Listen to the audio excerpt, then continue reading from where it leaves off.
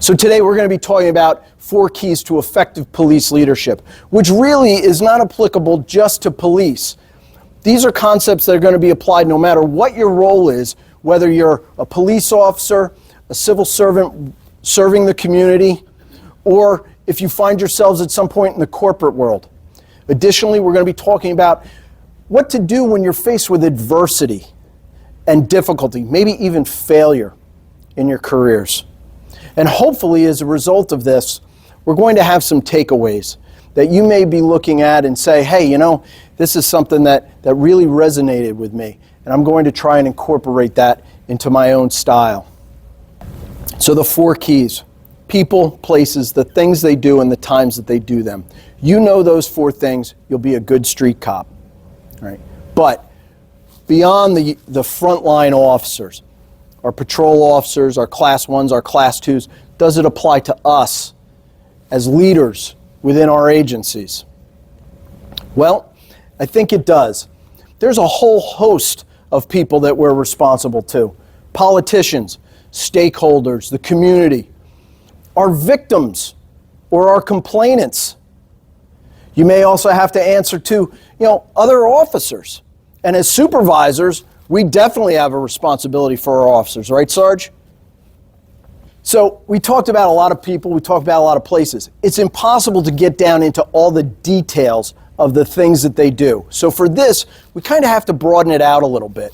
You're not really looking so much as the exact things, but more so in the general process. How can we as leaders help out the officers, help out the people that are working for us? What can we do to either streamline their day, lighten their load a little bit? We're also looking at what kind of influence they're experiencing, whether it's positive or negative, all right? And if that influence is coming from, something within, let's say the businesses, okay? Did something happen on social media that's affecting them negatively that we can help to try and mitigate? Or is something happening in town that is really positive and we can celebrate that and promote that? We want to look for these things. Essentially what we're talking about here is impact. The impact that our people, our places are making and experiencing. So when we're talking about times that we're doing things or times that things are happening, we're focusing on are there any patterns that are starting to develop here that we're going to be able to more efficiently deploy our resources? We talk about deadlines and budgets. Who does budgeting here, Chief? So those are the 4 keys: people, places, the things they do, and the times that they do them. You focus on those 4 things, you're going to be a good street cop, you're going to be a good, effective leader. But how does it really apply? What are we talking about here? What do I got to do with this? Well, this was the list of people that we had talked about. All right, so let's talk about bosses. We all have them. And as we know, there are good bosses and there's bad bosses. Now, good bosses, these are people that we enjoy working for. And why? Complaints go up. And this is something that bad bosses don't understand. Bad bosses like to just rain this negativity. This sucks, man. I don't believe the chief, captain is full of it. How do they expect us to deal with this crap? All right? I have news for you. The officers and the people that we serve and the people that we work with, they know if the situation is bad. They don't need to be reminded of it from their leadership. So what do leaders do? Well, leaders have a guardian mentality. Now, in our profession, in the work that we do in serving the public, regardless of what your position is, there is no room for pessimism. You got to get rid of it. It is completely counterproductive to everything that we are doing and that we are supposed to be doing and that we are expected to do. So we got to get rid of that.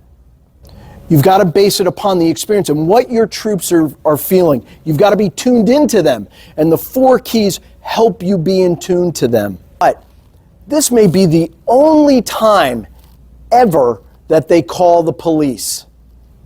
Sometimes it's like the first time that day that they've called the police. All right, Sarge is in the back like, what's this guy talking about? All right, but trust me, there are people that we're dealing with one time and one time only. You are the face of not only the North Wildwood Police Department, you're the face of law enforcement in total. And it's important to remember that and try and give them the best service that we can, being patient with them, maybe even following up with them. Having that uncomfortable conversation, you're now taking corrective action to improve that problem. And by doing that, you are now improving the efficiency, not just of the officer or the employee, but of the whole agency in total. Because once that problem is corrected, we don't, hopefully, have to revisit it anymore. You have to kind of have that same mentality and find those things that will hopefully develop them, get them, motivated again, whatever the case may be. Because again, motivation is not external. It is 95, maybe 99% internal. So for you folks that are just starting your careers, and for the regular officers that are new to the agency and are working their way through their careers, don't expect it to come from the outside. It's going to come from within you. It's developing them. Maybe not immediately, but somewhere down the road. And we want to catch them doing things right. Tell them that they're appreciated. And even more importantly, document it. Put it in writing.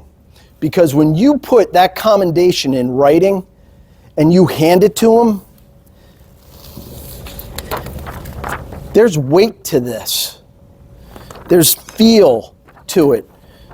Now they're going to look at it and they're going to fold it up and they're going to put it back in the envelope that it came in. They're going to put it in their patrol bag.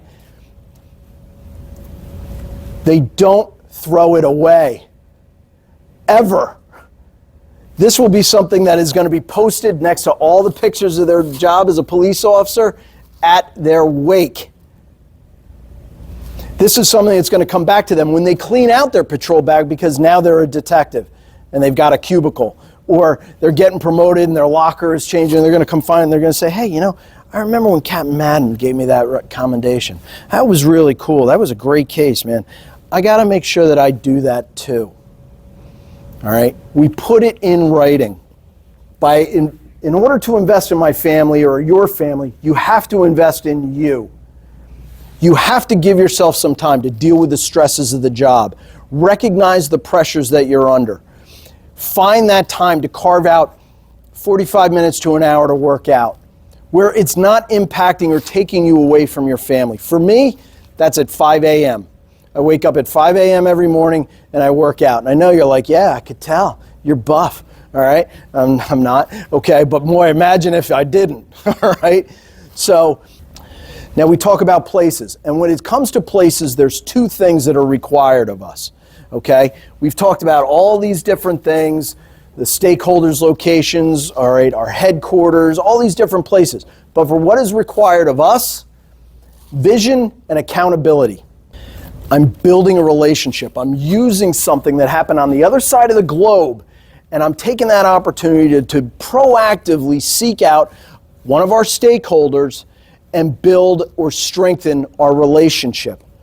Because when times are bad and they're talking about defunding our agency, or we had an officer that was involved in a shooting and we need to get that message out, the truth about the incident, I've got a connection that once a week they have a captive audience for about an hour or so. And I may be able to get directly to these people that are an important part of our community. So you've got to find that. You've got to have that vision. When we talk about time, it's your officers, but it's their time. These officers, maybe they've had a death in the family, or better yet, a birth. All right? Did everything go okay with the birth? Mother and baby okay? Good. Maybe they've gone back to school or they've gotten their degree. Maybe it's something where they're volunteering their time as a baseball coach or the fire chief or a scoutmaster. This is something that's so important to them that they are giving of their selves in that precious free time that we have, and they're giving out to the community. It's that important. So it's up to us as leaders to celebrate it, to acknowledge it, support it, congratulate them, all right? In order to be successful, well, you've got to have a goal. Set a goal for yourself, but not just a goal. When you set that goal, create a plan. And this goes for the sergeants too. You've made rank. Now maybe you're on that ladder. And you're like, okay, I'm sergeant. I'm feeling this. This is good. Maybe I got lieutenant in me. What am I going to do? So you have a plan. Because remember, without a plan, a goal, it's just a wish. It is important for us. Our obligation is to lead a life of significance. Lead a life of significance. We have a front row seat to the greatest show on earth. They make television shows about the shit that we do, all right? You don't hear like, tonight on Insurance Actuarials, we're going to look at the rates for a 46-year-old smoker, all right? No, they don't do that because it's boring, all right? We lead lives of consequences and adventure and really cool stuff. But it comes with a heavy price, all right? The price of admission is high. And that is why you have to focus on those 4 keys to maintain that positive, maintain that view of self and family and support. By doing that, by being that proactive person, you're going to build resiliency. Resiliency is a lot like motivation. A little bit external, mostly internal. And when you have officers or your personnel that are feeling like this, that they can't go on, by having an eye on those 4 keys, people, places, the things they do and the times that they do them, you are going to help build the resiliency of yourself and your agency. It's going to allow officers to know that you're approachable, that you've got that open door. Hey, Kat, you got a minute? Damn right you do. You have whatever it takes, and you do whatever it takes to bring these officers back, to let them know that it's okay.